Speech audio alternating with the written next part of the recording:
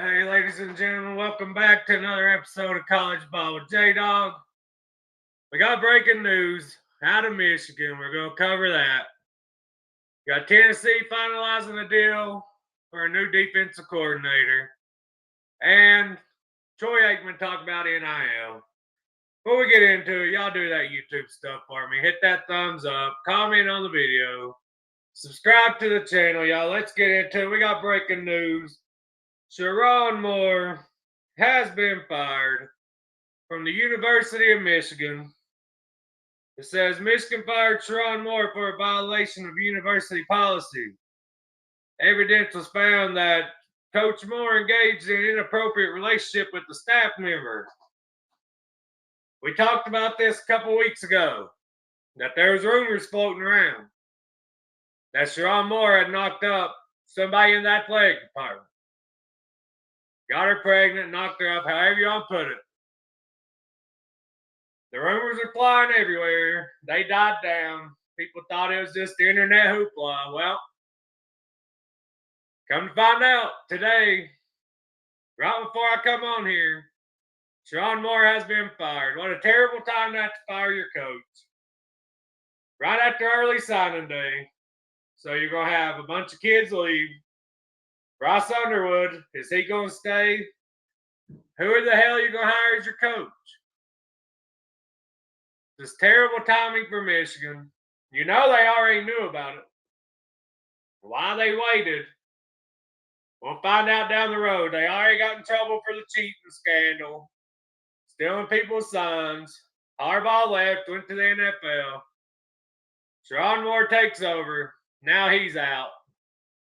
For the rumor is getting one of the athletic people pregnant. I mean, you can't make it up. College football at its best, y'all. There's always some kind of scandal. There's always something going on. Who does Michigan turn to this late in the cycle? How do they keep their recruiting class together? And that includes five-star running back that picked them over Tennessee. Does he have second thoughts? Do they just name an interim for this year? There's a lot that's going to go into that decision. Bryce Underwood, does he stick around? Or does he leave? Maybe go back to LSU. That's where he was wanting to go to begin with. Then Michigan offered so much money, he had no choice but to go to Michigan. Now, LSU has Lane Kiffin, quarterback whisperer. Would Lane Kiffin want him? If he does enter the portal, people will come calling. He's too talented. There's always a coach that thinks they can get the best out of it. He had a up and down freshman year. This is huge news, y'all.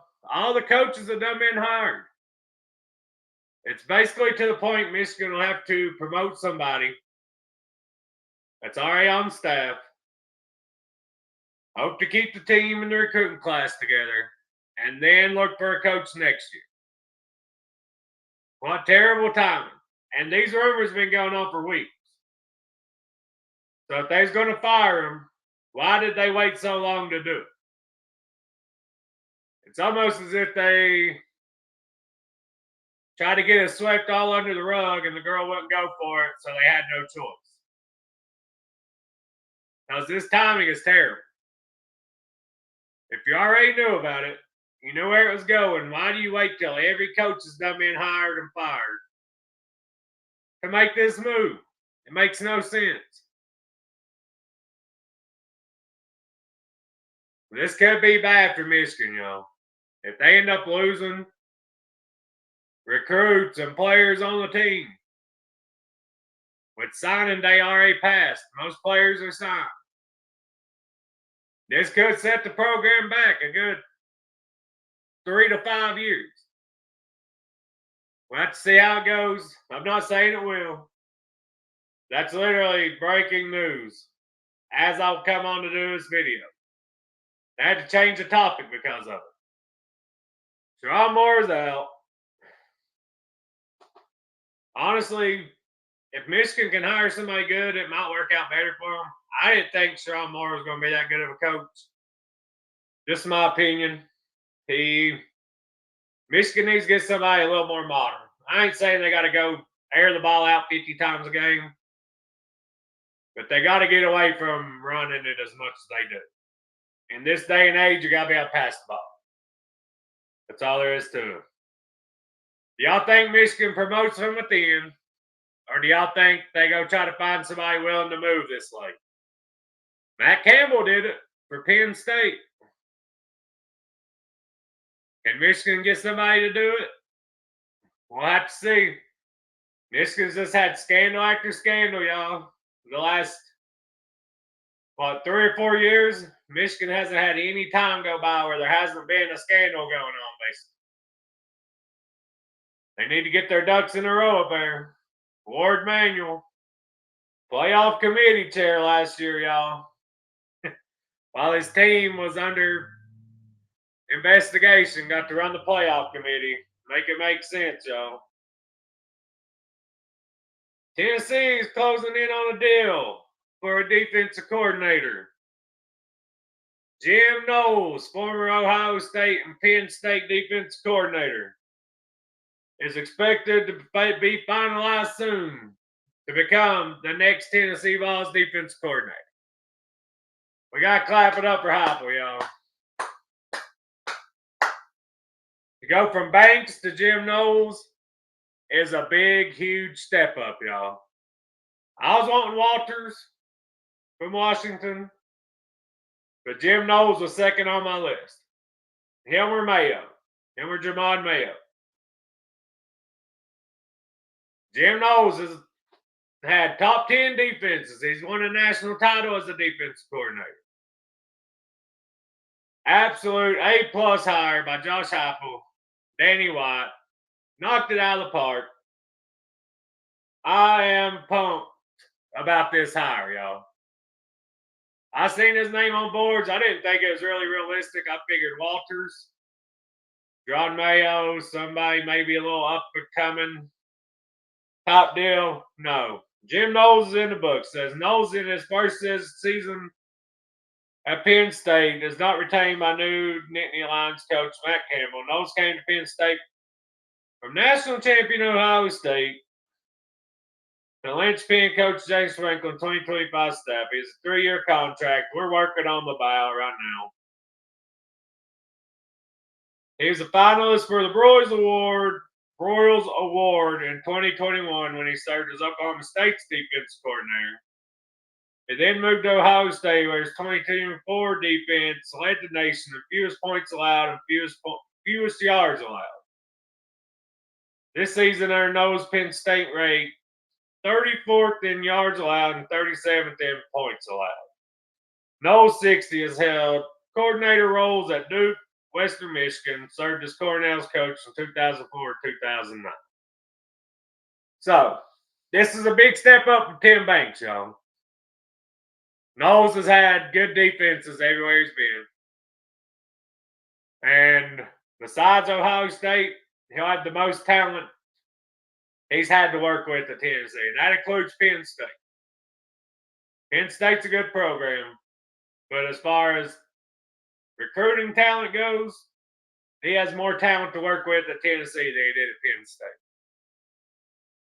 So huge hire by Josh Heupel, Danny White.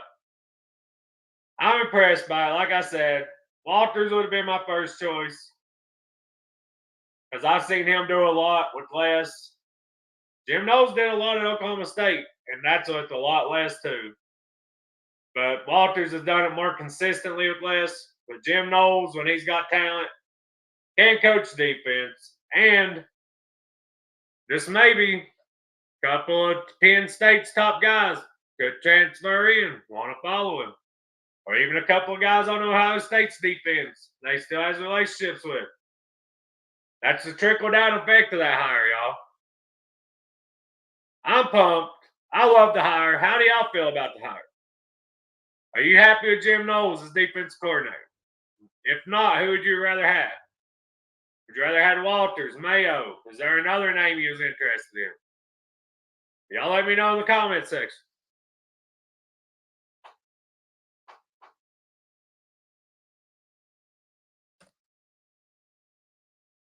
We got UCLA and Troy Aikman. Troy Aikman had something to say about N.I.L, y'all. Sorry, I got distracted there. He said, I gave money to a kid. I won't mention who. I've done it one time at UCLA. Never met the young man. He was there a year. He left after the year. I wrote a sizable check and he went to another school. I didn't even get so much as a thank you note. So it's one of those deals to where I'm done with NIL. I want to see UCLA be successful, but I'm done with it. Right there. It doesn't take a rocket scientist to conclude he's talking about former UCLA and current Oregon quarterback Dante Moore. As soon as I read that, I knew he was talking about Dante Moore. If you don't remember, Dante Moore actually flipped from Oregon to UCLA for Chip Kelly. Then Chip Kelly left to go to Ohio State. Dante Moore went to Oregon, still at Oregon. So basically, Dante Moore took a bigger check to go to UCLA for a year and then transferred to Oregon, where he wanted to be to begin with, and is now starring at Oregon. And I don't blame Troy Aikman. But he basically said there needs to be more parameters and more guidelines when it comes to NIL. These rich, I don't care if you're rich or not. Nobody wants to throw money at something and get no return investment out of it. Yes, these guys are rich, but you still want a return on your investment. You don't want to give a kid $2-3 million and him play basically half the season, which is what Dante Moore done at UCLA because he didn't start from the beginning. And then him just bounce the next year and go to Oregon, and you're out of your money and your school's screwed. Just like the kid never been there. So I can't blame Troy Aikman. I'm sure there's many more horror stories from people that's got money, affiliated programs that have been done that way. Troy Aikman's is man enough to talk about it, man enough to admit he got. You see it every year. Kid goes to a school for a year and then they transfer. Somebody wrote that check. Like right now, Bryce Underwood could transfer from Michigan. Dave Portnoy mostly, wrote the check for Underwood to come there. Now their coach is fired. Are they going to get a return on that investment, or are they getting 1 year of Underwood and then he's going somewhere else while they develop him for a year? That's a lot of the part of it, too. These coaches are getting these players for a year, maybe two. They're developing them. And then they go transfer, and another coach gets to reap the benefits of all the time these coaches put into these kids. That's why they need collective bargaining. That's why these NIL deals need to have structure and they have to guidelines that have to be followed. Georgia suing the Missouri player for taking money and then leaving, not honoring his NIL agreement. But if you take it to court, these courts are going to say, oh, well, nothing you can do about it. Antitrust. So these schools just have to hope and pray that an 18, 19-year-old kid keeps their word and don't leave the next time somebody comes calling with a little more money. It is what it is. That's the world we live in, y'all.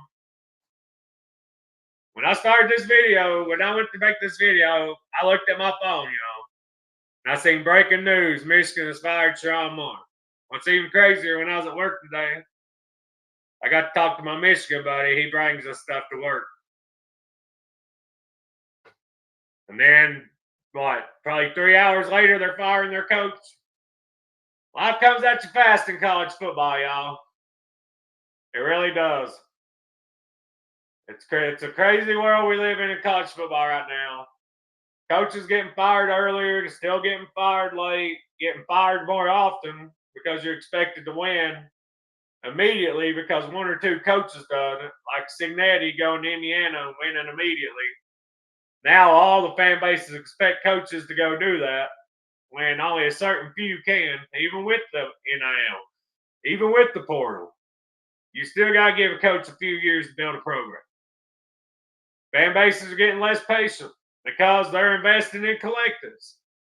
They're putting their own hard-earned money in collectives. They're buying tickets.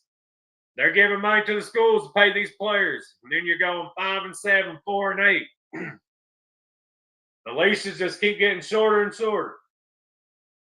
Even at my favorite team, Tennessee, we're charging a 10% talent fee on all tickets. The average fan can barely afford to go to a game now. That's all good and dandy as long as we're winning. If you have another 8-4 top season, people get restless. And you can't blame them when they're investing all this money into it. Right now, Kentucky basketball, their fans are fed up, ready to fire Mark Pope already because they've lost 3 or 4 games and haven't been competitive in a lot of them. They went and spent $22 million on a basketball roster, y'all. That's football roster numbers. A lot of these top football teams don't spend $22 million. They spend on a basketball team that's only got 12, 13 scholarship guys on it. It's the wild, wild west in college football, y'all. You either jump on board, learn to deal with it, and stay a fan, or honestly, if it stays on the path it is in the next 5 to 10 years, it'll be a slowly declining sport. I mean, it can't survive and maintain the fandom at the rate it's going. They say they're working towards making it better. Well, they better get on it, y'all. As fun as it is to talk about, we got transfer portal coming up. We've done got big names entering. We've done got guys that haven't played entering. We've got all that. And we got plenty of time to discuss that. It's going to be a wild off season, y'all. So y'all lock in with me. We'll have a lot to talk about. A lot of transfer portal news. We got bowl games. We got the playoffs. Got to talk about who's Michigan going to go after. Are they going to promote from within? All that. So y'all subscribe to the channel. Leave a like on it. Get in that comment section. I appreciate y'all tuning in. Hope y'all have a blessed Wednesday. And go Vols.